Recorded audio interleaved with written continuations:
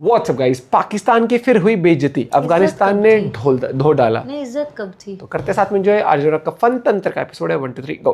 देखो, पाकिस्तान में बिजली नहीं आती, अच्छा, पानी भी हमने बंद कर दिया तो पानी भी नहीं आता। ठीक है। पर अब जाके कंफर्म हो गया कि यहाँ पर लोगों को शर्म भी नहीं आती। ट्रंप को ईगो मसाज देने के चक्कर में इनके पीएम का वीडियो इतना वायरल हो गया, भाई साहब क्या बताऊं। ऐसा लग रहा था कि ये ट्रंप को अभी बैटमैन ने घोषित कर दे और खुद को अल्फ्रेड। कल पूरी दुनिया ने देखा, कल क्या मतलब थोड़े दिन पहले पूरी दुनिया ने देखा कि अगर अमेरिका चाह ले तो पूरे पाकिस्तान को 12 महीने का मुजरा भी करवा सकते। वेल, वो तो उनको हम भी करवा सकते हैं, लेकिन हाँ, तो खुदा का वास्ता सारी जान छाड़ दो। वेल, लेफ्टिनेंट जनरल घई साहब ने रिसेंटली जो पोल खोली है पाकिस्तान की, तब से पाकिस्तान बौखलाया हुआ है। उन्होंने बताया कि ऑपरेशन सिंदूर में भारत ने तीनों तरफ से अटैक किया, जिसमें पाकिस्तान के 100 से ज्यादा सैनिक मारे गए। So there was also cross-border firing by Pakistan immediately once the terror targets were engaged. You can see the number of ceasefire violations on the top, and this carried on for a while. And at that point in time, if you recollect my media interaction, I'd said about 35 to 40 is what our estimate was. But the Pakistanis, possibly unwittingly, let out their awards list. I think last month it was on the 14th of August, and the number of posthumous awards that they awarded suggests to us now that their casualties on the line of control were also in excess of 100. इस briefing में उन्होंने 3 चीजों के बारे में बताया। पहले तो बोला कि भारत में आतंकवादी हमला अब युद्ध की कार्रवाई मानी जाएगी, साथ ही भारत न्यूक्लियर ब्लैकमेलिंग नहीं सहेगा और आतंकवादी और उनके स्पॉन्सर्स दोनों को एक ही श्रेणी में माना जाएगा। ये पिछले 4 हफ्तों में पाकिस्तान को चौथी बड़ी चेतावनी थी। और जिस अमेरिका अब्बा हजूर की शान में मुजरा करते हुए पाकिस्तानी सरकार को लगा कि अमेरिका उसे बचाने आएगा, उसका नतीजा ये हुआ कि पिछले 2 दिनों से अफगानिस्तान पाकिस्तानियों को रोस्ट कर रहा है, वो भी डीप फ्राई में। भाई साहब, अफगानिस्तान के कंधार के स्पिन बोल्दाक और खैबर पख्तूनख्वा के कुर्रम बॉर्डर इलाकों पर भारी गोलाबारी की गई है। इन सभी इलाकों पर अभी आपातकाल लगा हुआ है। ध्यान देने वाली बात यह है कि पाकिस्तान के मेन बॉर्डर क्रॉसिंग पॉइंट्स चमन और तोरखम को दोनों देशों ने बंद कर रखा है, जिससे व्यापार और आवाजाही पूरी तरह से ठप है। अफगानिस्तान की सरकार ने दावा किया कि पाकिस्तानी सेना ने पहले हल्के और भारी हथियारों से फायरिंग की, जिसमें अफगानिस्तान के कम से कम 12 नागरिकों की मौत हुई और 100 से अधिक घायल है, जिसमें बड़ी संख्या में महिलाएं और बच्चे भी शामिल थे। स्थानीय अस्पतालों में इमरजेंसी घोषित कर दी गई और रक्तदान की अपील की गई। तालिबान के प्रवक्ता ने बयान देते हुए यह भी कहा कि अफगान फौज ने बदले में पाकिस्तान के कई सैनिकों को मार गिराया, पाकिस्तानी हथियार, टैंक और चौकियों पर कब्जा किया और उनकी मिलिट्री इंफ्रास्ट्रक्चर को भी नुकसान पहुंचाया। अफगान पक्ष का दावा है कि उन्होंने कुछ पोस्टों पर अधिकार किया और वहां पाक सैनिकों के शव भी मिले। अफगानिस्तान से ऐसी तस्वीरें आ रही हैं जहां पाकिस्तान के सैनिक दुम दबा के भाग रहे हैं। अफगानिस्तान की सड़कों पर पाकिस्तानी सैनिकों की पतलूनों को लहराया जा रहा है कि कैसे इन सैनिकों को अफगान लड़ाकों के बिना किसी भारी मदद के भगा दिया गया है। अफगानिस्तान के पास पाकिस्तान के भगोड़े सैनिकों को चिढ़ाते हुए कई तस्वीरें हैं जहां पाकिस्तानी अपने टैंक छोड़कर भागे हैं और वहीं अफगानिस्तान वाले उसे सड़कों पर दौड़ा रहे हैं। आप ध्यान दीजिए कि इस्लामिक मुल्कों में खुद को सबसे पाक कहने वाला नापाक पाकिस्तान अफगानिस्तान की मस्जिदों को निशाना बना रहा है और फिर ये खुद को इस्लाम का सबसे बड़ा सिपाही भी दुनिया में बताते फिरते हैं। अफगानिस्तान में मारे गए पाकिस्तानी सैनिकों की लाशों का वीडियो बनाकर भी वहां सोशल मीडिया पर डाला जा रहा है। यहाँ तक कि भगोड़े पाकिस्तानी सैनिकों की पैंटों को, पतलूनों को भी अफगानी दिखा रहे हैं कि कैसे पाकिस्तानी सेना के जवान अपनी पतलूनें छोड़कर बचाते हुए खुद को भागे। उधर खुद पाकिस्तानी सरकार में अंदरूनी कलह की ये तस्वीरें भी देखने लायक है। जिस देश की आर्मी का सो कॉल्ड फील्ड मार्शल अपनी आर्मी से ऐसा करवा रहा है, वो आदमी ट्रंप का फेवरेट है। वैसे ट्रंप का ऐसा कहना बताता है कि ये बहुत बड़ी सच्चाई है कि अमेरिका सिर्फ बिजनेस रिलेशन रखना चाहता है किसी भी देश से। उसका स्ट्रेटेजिक पार्टनर आज भी पाकिस्तान ही है। इसमें हमें डरने की जरूरत नहीं है भारत को। अमेरिका को यह साफ पता है कि चीन के बाद सिर्फ एक भारत ही है जो पूरी दुनिया में उसकी मोनोपोली को चुनौती दे सकता है। भारत को अगर उसे परेशान रखना है तो पाकिस्तान को अपने खूंटे से बांध कर रखना होगा। पाकिस्तान भी इस बात को अब समझ चुका है कि वो अमेरिकन कैंप से बाहर नहीं निकल सकता। वैसे आप निकल सकते हैं कहाँ? इस वीडियो से जाते हुए डिस्क्रिप्शन में जरूर जाना, हमारे लेटेस्ट पॉडकास्ट को जरूर देखना। अंपायर अनिल चौधरी के साथ ऐसी बात हुई ना इस पॉडकास्ट में कि इस पॉडकास्ट के ऊपर तो लोगों ने न्यूज़ आर्टिकल छाप दिया है। ठीक है, तो इस पॉडकास्ट को देखकर बहुत सारी नई बातें आपको पता चलेंगी, क्रिकेट से जुड़ी, क्रिकेट की पॉलिटिक्स से जुड़ी हुई। आप देखना, एंजॉय करना। लेकिन इस वीडियो के बाद लिंक डिस्क्रिप्शन में पिन कमेंट में दिया। फिलहाल आगे बढ़ते हैं। तो दोस्तों, शर्म अल शेख में 13 अक्टूबर 2025 को हुई ऐतिहासिक अंतर्राष्ट्रीय शांति बैठक ने वेस्ट एशिया की पॉलिटिक्स को पूरी तरह से हिला डाला है। अमेरिका के प्रेसिडेंट डोनाल्ड ट्रंप और मिस्र के प्रेसिडेंट की को चेयरमैनशिप में हुई इस मीटिंग में 30 से अधिक देशों के रिप्रेजेंटेटिव्स ने हिस्सा लिया। ये अपने आप में एक हिस्टोरिक इवेंट इसलिए हो जाता है क्योंकि इतने देशों के प्रतिनिधियों को यूएन के अलावा किसी और मंच पर शायद पिछले कई सालों में पहली बार देखा गया। इसी मीटिंग में पाकिस्तानी प्रधानमंत्री भी पहुंचा था।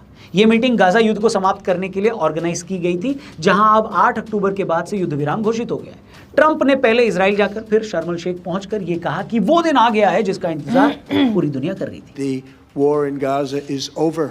It'll be the new beginning for an entire beautiful अगले साल Middle लेके East. मानेगा अब जानकार लोगों का, एक्सपर्ट्स का ये कहना है कि ट्रंप ने ये सब अभी सिर्फ उस डील के पहले फेज के होने के बाद बोला है। हमास जिस तरीके से इजराइल के एग्जिस्टेंस को ही समाप्त कर देना चाहता है, उस हिसाब से डील अपने सेकंड फेज में जाती दिख नहीं रही है। इसके अपने रीजंस हैं। सबसे पहले तो इसके सेकंड फेज में हमास के लड़ाकों द्वारा हथियार छोड़ने की बात लिखी है। हमास इस बात को जानता है कि इजराइल मौका मिलते ही हमास को खत्म कर देगा। 7 अक्टूबर 2023 को जिस नरसंहार को पूरी दुनिया ने देखा, इजराइल ने देखा, वो मानवता को शर्मसार करने वाला था। सोचिए कि वो अरब वर्ल्ड जो फिलिस्तीन के लिए हमेशा खड़ा रहता था, इस नरसंहार को देखकर वो भी पीछे हट गया कि वो हमास के साथ नहीं है। इजराइल सिर्फ इसलिए अपने फाइनल असॉल्ट की तरफ नहीं बढ़ रहा था क्योंकि उसके नागरिकों को अगवा करके रखा गया था। वो उन अपहरण किए लोगों को वापस चाहता था। अब जबकि उसके पास उसके लोग पहले फेज की डील के बाद वापस आ गए, तो इजराइल हमास के हर उस आखिरी बंदे को मारने के लिए तैयार होगा जिसने उसके लोगों के साथ ऐसा राक्षसी व्यवहार किया था। इस बात से हमास भी डरा हुआ है, इसीलिए ये ऑलमोस्ट तय है कि वो अपने हथियार वापस नहीं करेगा। कौन? हमास। इसके साथ ही वो फिलिस्तीन को भी छोड़कर कहीं नहीं जा सकता क्योंकि ऐसे आतंकवादियों को अरब देश अपनी जमीन तो देगा नहीं, कभी नहीं दिया। ऐसे में हमास के लिए भी एक एग्जिस्टेंस की लड़ाई है। इसका सीधा मतलब है कि आने वाले कुछ ही दिनों में इजराइल की कार्रवाई को हम सब देखेंगे, क्योंकि नेतन्याहू ने खुली चेतावनी दी थी कि अगर इस डील को हमास नहीं मानता तो इजराइल उस काम को खुद पूरा करेगा और अपने लोगों को छुड़ाएगा। If Hamas rejects your plan, Mr. President, or हाँ, ये if सुना they था। supposedly accept it and then basically do everything to counter it, then Israel will finish the job by itself.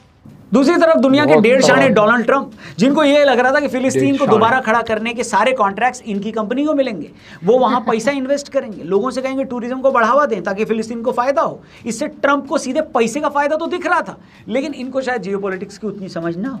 Hamas और इजराइल के बीच का ये संघर्ष वैचारिक है।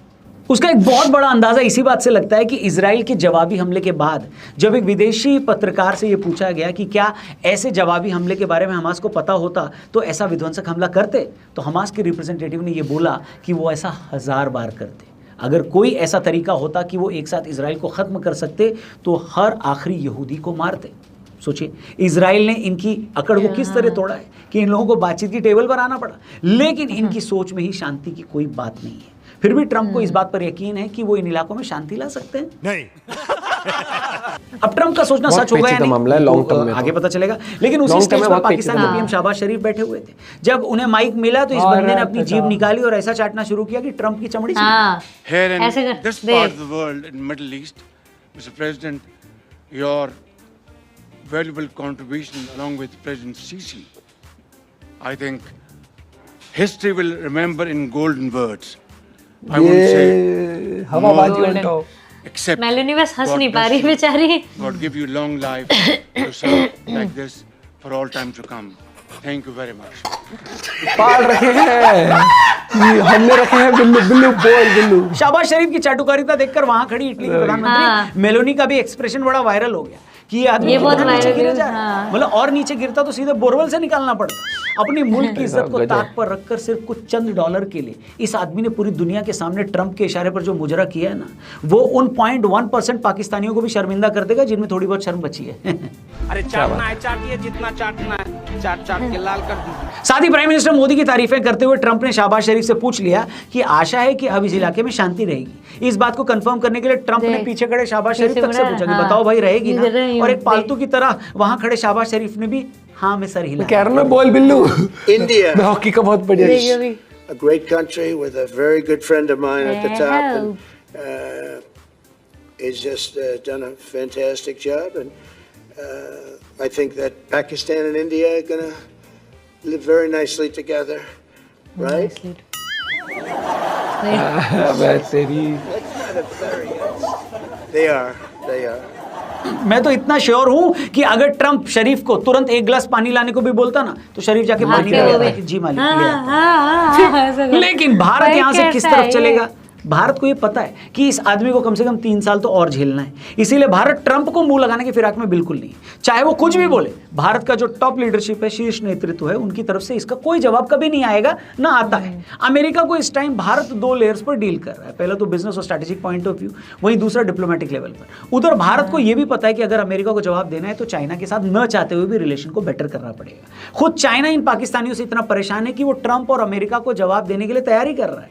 उसको यह भी पता है कि भारत और चीन की दोस्ती अमेरिका के लिए बहुत खतरनाक होगी। बाकी इस पूरे मुद्दे पर आपका क्या ओपिनियन है, क्या कहना है, कमेंट करके बताना। चाटुकार पाकिस्तान के लिए कुछ लिखना चाहते हो तो कमेंट बॉक्स खुला हुआ है, बिंदास लिखना। और जाने से पहले हमारे लेटेस्ट पॉडकास्ट भाई प्लीज यार इसके लिए कुछ कहो। ये ऐसा सर आप बोलेंगे तो हम गंदे नाले में भी कूद जाएंगे आपके लिए। भाई इतना हवाबाज आदमी है, ओवर एक्सप्रेशन, ओवर बकवास ऐसे। मुझे यार इसके माइंड में पता है क्या चल रहा होता है, वो कुछ भी बोले हाँ ही तो करनी है, कटोरे तो भर के जाएंगे आज भी, $10 तो मिल ही जाएंगे, काम हो जाएगा। क्या होता है जब आपका कटोरा ओवरफुल रहता है ना तो कहते हैं बस बस बस जी बहुत हो गया, बहुत हो गया। तो तारीफ के देखा था ये कौन से ऐसे सर मैं यार मैं उनके घर जाता हूँ ना, वो तो खाने की लाइन लगा देते हैं। मैं कटोरा लेके जाता हूँ, ओवरफ्लो हो जाता है। और दूसरा ऐसा मुझे वो याद आता वेलकम वाला, वो हॉकी का बहुत बढ़िया प्लेयर था, ये था वो था वो था, और वैसे असलियत में कुछ नहीं हुआ होता।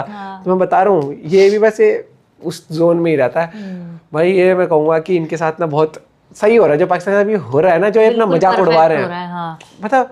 लेकिन इनकी जनता को लगता है देखो क्या भाईचारा है, डोनाल्ड ट्रंप हमारे प्रधानमंत्री के साथ ऐसे बात करता है 1 to 1। अरे 1 to 1 नहीं है वो नहीं कहते कई बार कि रख लेना कि भाई तू बोल लियो जा पानी लिया। वो सही बोला कि पानी के लिए क्या देते हैं ना, तो अभी भागा भागा जाता कि सर हम फर्स्ट हम लेके आएंगे। लेट भी जाता है वहाँ पर, आप पॉइंट भी शेयर कर सकते हो। लेकिन हाँ मुझे लगता है कि अमेरिका के 2-3 साल जो प्रेसिडेंसी के हैं ट्रंप के, वो थोड़ा हमारे लिए एक स्पीड ब्रेकर वाला है थोड़ी।